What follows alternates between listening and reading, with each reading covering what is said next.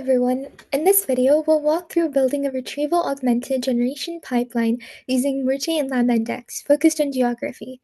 We'll upload real geospatial documents covering topics like deforestation, precipitation trends, and climate extremes, semantically index them, and then ask natural language questions to retrieve meaningful, contextual answers using an LLM. What's unique in this demo is that we use Moorcheh's own embedding engine, no external models. The entire pipeline runs through the Moorcheh SDK.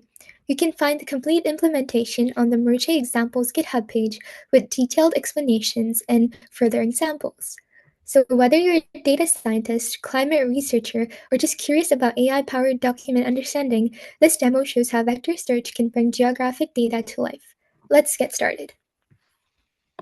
We pasted our code into Google Colab for readability. So for this code, first we're going to install all the necessary packages and then import them. Next, we're going to do our logging setup, and this will just be for debugging purposes. And then we're going to set all of our variables in preparation for initializing the vector store. So we're going to get the Moorcheh API key, and this will be in the secret variables. Then we're going to set our namespace name. We're going to set the file path to the folder that holds all of our documents, and we're going to set the namespace type to text, but you can set it to vector if you like to upload vector embeddings into your namespace. Then we have the name of the query CSV file, which will hold all of our queries. We also named our output file, which will hold all of our answers once we ask all of our queries. And we also set the variable top k to have a value of 5. And this means that Moorcheh will return the top 5 most relevant chunks to answer our queries. So now let's take a look at some of the documents in the documents folder. So these are all geographical documents, and they come from sources like FAO and UNEP, which includes the State of the World's Forest in 2024 and 2 editions of Vital Forest Graphics. And these are essentially very informationally dense documents that hold a lot of climate data as well as geographical data. And they also hold maps and quite a few tables.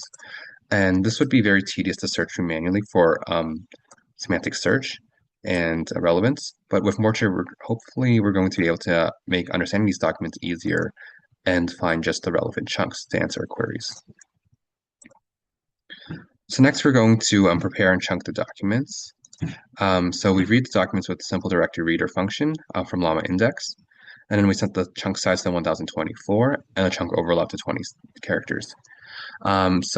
But feel free to set these to whichever meets your specifications. Next, we're going to upload the documents by creating the vector store. And we're going to create this with all the variables we set before. So we have the Moorcheh API key, the namespace name, namespace type, and the vector dimension, which is set to none because it is a text-based namespace. But you can set it to the vector dimension that you would need for a vector namespace. We've also set add sparse vectors to false, and this means we won't be using LlamaIndex's sparse embedding. And we also set the batch size to 100. And to upload our documents, we're going to use Moorcheh SDK's .upload documents function. And this essentially allows us to use Moorcheh's embedding for semantic search. So we'll be using Moorcheh's embedding to upload those documents and hopefully make sense of the relevant content to answer our questions. The next important component becomes generating the answer itself. So in this function, we're first going to read our query path. So looking at our queries.csv file, we can specifically look at the types of queries that we designed to assess different levels of retrieval and reasoning. So we had 3 tiers. Tier 1 included simple factual queries like what's the difference between weather and climate. Tier 2 focused on contextual reasoning, such as what are the main challenges in managing water resources.